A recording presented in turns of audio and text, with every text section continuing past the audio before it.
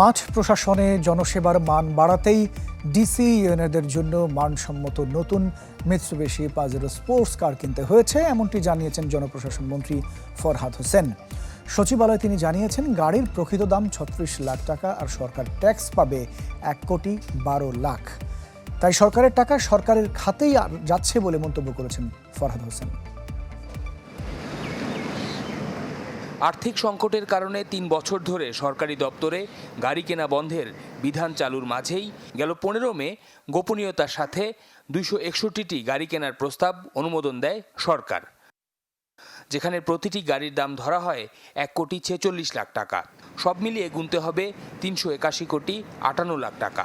গাড়ি কেনার সাফাই হিসেবে জনপ্রশাসন মন্ত্রী দায় দিলেন মাঠ পর্যায়ে কাজ বাস্তবায়নের।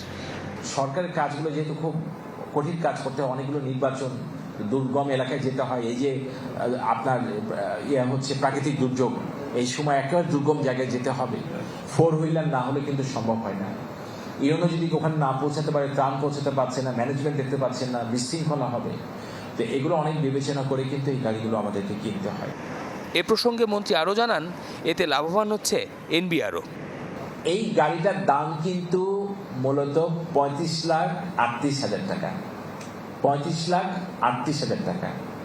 আর ১,১০,০০,০০০ টাকা এখানে ট্যাক্স, গভর্নমেন্টের ট্যাক্স, অর্থাৎ এনবিআর বা আপনার অর্থ মন্ত্রণালয় টাকাটা পেয়ে যাচ্ছে। ১৭ বছরের পুরাতন গাড়ি মেরামত করে ব্যবহারের চেয়ে নতুন গাড়ি কেনা আর্থিকভাবে অনেক সাশ্রয়ী বলেও মন্তব্য করেন জনপ্রশাসন মন্ত্রী।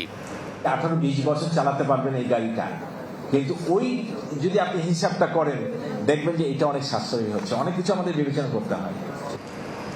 শফিকুল ইসলাম সবুজ, চ্যানেল 24, ঢাকা।